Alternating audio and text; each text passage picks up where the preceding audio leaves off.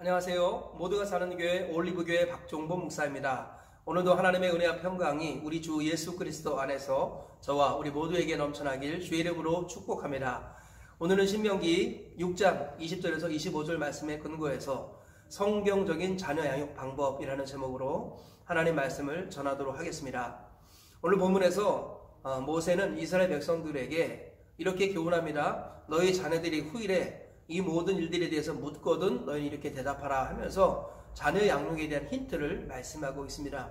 이 말씀을 여러 관점에서 해석을 할 수 있지만 오늘은 성경적인 자녀 양육 방법이라는 관점에서 이 말씀을 살펴보면서 하나님의 은혜를 나누도록 하겠습니다. 성경적인 자녀 양육 방법이 무엇일까요? 첫째로는 질문과 대답이 있는 교육이 되어야 한다라는 것입니다.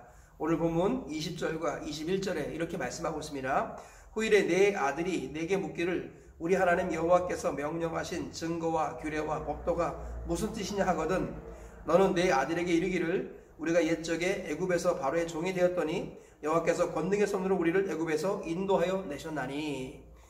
여기서 핵심이 뭐냐면은 너의 자녀가 물으면 너는 대답하라 이렇게 말씀하시는 것을 볼 수 있습니다. 성경적인 자녀 양육 방법에 여러 가지로 설명할 수 있지만 오늘 본문에 근거하면 첫 번째가 뭐냐면 질문과 대답이 있는 자녀 교육이 되어야 한다라는 것입니다. 우리 유대인들은 하브르타라고 그러죠. 하브르타. 그래서 질문과 대답 형식으로 교육하는 것, 양육하는 것, 이것이 유대인의 전통적인 교육 방법입니다.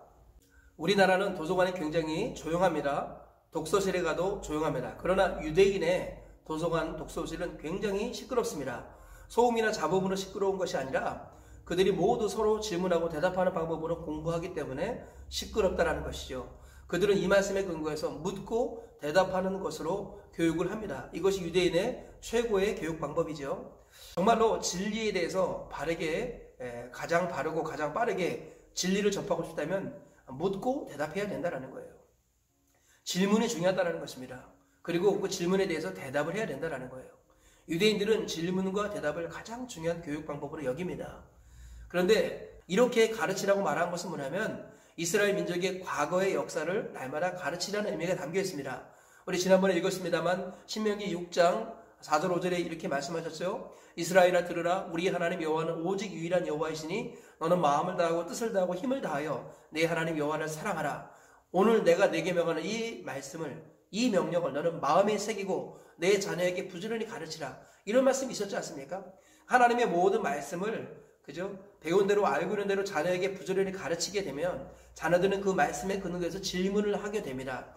그랬을 때 대답을 하는 것. 이것이 가장 성경적인 자녀 양육 방법이라는 거예요. 그러니까 질문과 대답이라는 것의 전제는 뭐예요? 하나님의 말씀을 가르치고 신앙 교육을 가르치라는 것입니다. 하나님께서 과거에 역사하셨던 하나님의 흔적들을 말하라는 것이죠. 하나님이 우리에게 행하신 큰일을 말하는 것, 자녀에게 알려주는 것, 들려주는 것, 이것이 최고의 교육이고 그러면 자녀는 그 말을 듣고 나서 질문하게 됩니다. 그럼 질문할 때 더 자세하게, 더 세부적으로 대답해 주라. 이것이 성경적인 자녀 양육의 시작이다라는 것입니다. 자녀에게 시간을 들여야 한다는 거예요. 자녀에게 시간을 들이지 않으면 자녀 양육과 자녀 교육은 이루어지지 않습니다. 우리는 이런 실수를 종종 합니다. 자녀를 양육하고 말씀을 가르치는 것은 교회에 맡기는 거예요. 목사님께 맡기는 것입니다. 주일에 한두 번의 설교에 맡기는 경우가 종종 있습니다. 그리고 주중에는 자녀들을 학원이나 학교, 어린이집, 유치원 이런 데에 맡겨둡니다. 시간을 들이지 않는 교육은 양육이 아니라 사육이 될 수 있습니다. 사육이라는 것은 키워가지고 잡아먹는 겁니다. 인격적인 교제를 나누는 게 아니라 키워서 잡아먹는 거죠. 오늘날 자녀를 교육하는 방법이 양육이 아니라 사육인 경우가 많이 있어요. 시간을 들이지 않는 경우가 많이 있습니다. 그래서 다른 사람들에게 맡깁니다. 어린이집에 맡기고 유치원에 맡기고 학원에 맡기고 학교에 맡기고 기타 취미활동, 동아리활동, 동호회 이런 데에 우리 자녀들을 막 맡긴다라는 거죠. 이런 부분들이 일종의 사육이라는 거예요. 하나님께서는요 우리에게 두 가지 비유를 주셨습니다. 달란트 비유와 문화 비유. 달란트는 재능 또는 재물을 말하고요. 문화는 시간을 말합니다. 우리는 하나님 나라와 교회를 위해서 또 자녀를 양육할 때 달란트와 문화 이 두 가지를 같이 지불해야 된다는 거예요. 대한민국 우리 가정에서는 자녀들을 위해서 달란트를 많이 씁니다. 많은 재능과 많은 재물을 자녀들에게 드리지만 문화를 쓰지 않습니다. 자녀들에게 시간을 투자하지 않는다라는 거예요. 다른 사람에게 맡긴다라는 것입니다. 부모에게 하나님께서 자녀를 맡겨주셨는데 부모는 자녀를 다른 사람들에게 맡기고 있다라는 거예요. 이것이 가장 큰 병폐라는 것입니다. 하나님께서는 우리가 왜 돈을 벌라고 말씀하십니까? 자녀에게 시간을 쓰기 위해서 돈을 버는 것입니다. 내가 다른 일을 해야 되는데 자녀를 가르치는 더 중요한 일이 있습니다. 그러면 어떻게 돼요? 그 다른 일을 돈을 써가지고 누군가가 그 다른 일을 하게 하는 것입니다. 그리고 나는 자녀에게 시간을 쓰게 하는 것. 이것이 바로 올바른 자녀 양육이라는 것입니다. 정말로 자녀를 말씀으로 양육하고 싶습니까? 다른 것에 맡기지 마시고 자녀에게 시간을 투자하십시오. 그리고 시간을 들여서 자녀와 간증하고 대화하고 자녀의 물음에 대답해주는 그런 부모가 될 때 그때 자녀가 비로소 하나님의 말씀으로 크게 되고 부모의 신앙을 계승받게 되는 것입니다. 이 원리를 꼭 기억하시고 자녀들에게 시간을 써서 자녀들과 대화하며 자녀의 질문에 대답해주는 아름다운 자녀 양육의 방법을 지켜나가시는 저와 우리 모두가 되시길 주의 이름으로 축복합니다. 두 번째로 성경적인 자녀 양육법이 무엇이냐? 사실과 정직이 있는 교육이 되어야 한다라는 것입니다. 21절부터 23절에 이렇게 말씀하고 있습니다. 너는 내 아들에게 이르기를 우리가 옛적에 애굽에서 바로의 종이 되었더니 여호와께서 권능의 손으로 우리를 애굽에서 인도하여 내셨나니 곧 여호와께서 우리의 목전에서 크고 두려운 이적과 기사를 애굽과 바로와 그의 온 집에 베푸시고 우리 조상들에게 맹세하신 땅을 우리에게 주어 들어가게 하시려고 우리를 거기서 인도하여 내셨느니라. 이런 말씀이 나와요. 여기서 이스라엘 백성들이 자녀를 가르칠 때 두 가지를 이야기합니다. 첫 번째 사실을 얘기하고요. 두 번째 정직을 말합니다. 사실이라는 건 뭐예요? 우리는 애굽의 종이었다라는 거예요. 그리고 하나님께서 권능으로 우리를 인도해 내셨다. 10가지 재앙을 통해서 바로를 꺾으시고 그리고 홍해를 가르셔서 우리를 건져내셨다. 이런 사실들을 이야기합니다. 그리고 정직하게 말하는 거예요. 우리는 그들의 종이었다라는 거예요. 사실과 정직 있는 교육이 되어야 합니다. 그 역사의 아픔들을 있는 그대로 얘기할 수 있어야 됩니다.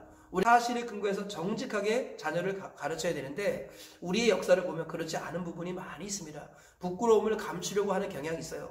성경은요 사실과 정직의 책입니다. 예수님의 족보를 보면요 다윗이 가장 유명한 성군 다윗이 자기 충신 우리아를 죽이고 그의 아내를 빼앗아서 아내를 삼는 이런 가슴 아픈 이야기가 담겨져 있습니다. 그리고 또 예수님의 조상 중에는 창녀도 있었습니다. 여리고 기생 라합. 이 창녀의 이야기도 그냥 여과없이 기록되어 있습니다. 성경은요 지저분한 이야기들을 숨김없이 이야기합니다. 왜 그렇습니까? 바로 이것이 우리 인간의 모습이라는 것을 보여주기 위함입니다. 그리고 그런 와중에서도 하나님께서 은혜와 자비를 베푸셔서 우리를 여기까지 인도하여 내셨고 우리의 구원 계획을 중단시키지 않으셨다라는 것을 보여주기 위함이라는 거예요. 그러니까 하나님의 은혜를 드러내려면 우리의 죄가 숨김이 없어야 된다는 거예요. 우리의 죄를 숨기고 우리의 약함을 숨기면 하나님의 은혜도 사라진다는 것입니다. 그러므로 자녀를 양육할 때 사실과 정직에 근거해서 자녀를 양육해야만이 하나님의 은혜와 하나님의 영광이 나타나게 된다는 것입니다. 이런 자녀 양육을 통해서 나의 의로움을 드러내는 것이 아니라 하나님의 은혜와 영광을 드러내며 자녀의 마음속에 하나님의 은혜와 영광이 새겨지는 복과 은혜가 있기를 주의 이름으로 축복합니다. 세 번째로 감사와 순종이 있는 교육이 되어야 한다는 거예요. 24절과 25절에 이렇게 말씀하고 있습니다. 여호와께서 우리에게 이 모든 규례를 지키라 명령하셨으니 이는 우리가 우리 하나님 여호와를 경외하여 항상 복을 누리게 하기 위하심이며 또 여호와께서 우리를 오늘과 같이 살게 하려 하심이라. 우리가 그 명하신 대로 이 모든 명령을 우리 하나님 여호와 앞에서 삼가 지키면 그것이 곧 우리의 의로움이니라 할지니라. 여기서 말씀하고 있는 것이 무엇입니까? 하나님께서는 우리가 항상 복을 받게 하시려고 하나님의 말씀에 순종하라 이렇게 말씀하셨고요. 이 순종하는 것이 우리의 의로움이다 이렇게 말씀하고 있습니다. 하나님께서는요 우리가 복 받기를 원하셔서 지금까지 인도하셨다라는 거예요. 우리가 중간중간에 어떤 고난과 어려움이 있었다 할지라도 결과적으로는 하나님께서 우리가 가장 좋은 길로 가게 하시려고 복 받게 하시려고 여기까지 인도하셨다라는 것입니다. 그러므로 감사를 잊지 말라는 것이에요. 하나님께서 복을 주시려고 여기까지 인도했으니까 감사와 감격을 잃지 않는 것 이것이 중요하다는 것이고요. 또 하나가 뭐예요? 그래서 결국은 하나님의 말씀은 너희 수준을 따라 선택하면 안 된다. 하나님의 말씀은 무조건적으로 순종해야 된다. 감사하며 순종하는 교육 이것이 하나님께서 말씀하시는 성경적인 자녀 양육 방법이다 라는 것을 우리가 기억해야겠습니다. 하나님께서는요 우리가 우리 수준으로 살기 원치 않으십니다. 성경의 수준으로, 하나님의 수준으로 업그레이드 되길 원하십니다. 그래서 감사와 감격 속에서 순종의 삶을 살라고 말씀하시는 겁니다. 부모는 자녀에게 이것을 가르쳐야 된다는 거예요. 지금 당장 환경과 상황이 어려워도 하나님은 가장 좋은 길로 너를 인도하시는 분이다. 그러니까 범사에 감사해야 해 라고 자녀에게 가르쳐야 합니다. 그리고 감사할 뿐만 아니라 그러므로 하나님의 말씀에 철저하게 순종해야 된단다. 네가 이해가 되는 것만 순종하는 것이 아니라 이해가 되지 않아도 순종할 때 하나님께서 네 수준을 뛰어넘는 복을 내려주실 것이다 라고 가르칠 수 있어야 된다는 것입니다. 이와 같이 하나님의 절대 주권과 섭리를 믿으며 하나님의 사랑과 자비를 믿으며 감사하고 순종하는 교육, 이것이 바로 성경적인 자녀 양육 방법이라는 것을 우리가 잊지 말아야겠습니다. 말씀의 결론을 맺겠습니다. 오늘 세 가지 말씀 전했습니다. 성경적인 자녀 양육 방법. 첫째로 질문과 대답이 있는 교육이 되어야 합니다. 자녀에게 진리의 말씀을 가르치고 하나님의 은혜를 간증하면 자녀는 반드시 질문합니다. 거기에 대해서 자세하게 대답하는 이 교육이 반복될 때 자녀가 성경적으로 바르게 클 수 있습니다. 두 번째로는 사실과 정직이 있는 교육이 되어야 합니다. 과거의 부끄러운 이야기나 아픈 이야기를 숨기지 말고 사실에 입각해서 정직하게 말할 때 나의 수준이 드러나지만 하나님의 영광도 드러납니다. 세 번째로 감사와 순종이 있는 교육이 되어야 할 것입니다. 하나님은 우리가 잘되기 원하셔서 마침내 복을 주시려고 여기까지 인도해 오셨다는 것을 가르쳐야 합니다. 그래서 우리의 수준을 벗어나서 하나님의 의도를 깨달으며 미리 감사하고 그리고 하나님의 말씀에 이해가 안 돼도 유익이 없어도 순종할 수 있는 자가 되게 해야 합니다. 오늘 이 세 가지 말씀 기억하시면서 성경적으로 자녀를 양육하여 부모의 신앙이 자녀에게 계승되는 놀라운 은혜가 있기를 주님의 이름으로 축복합니다.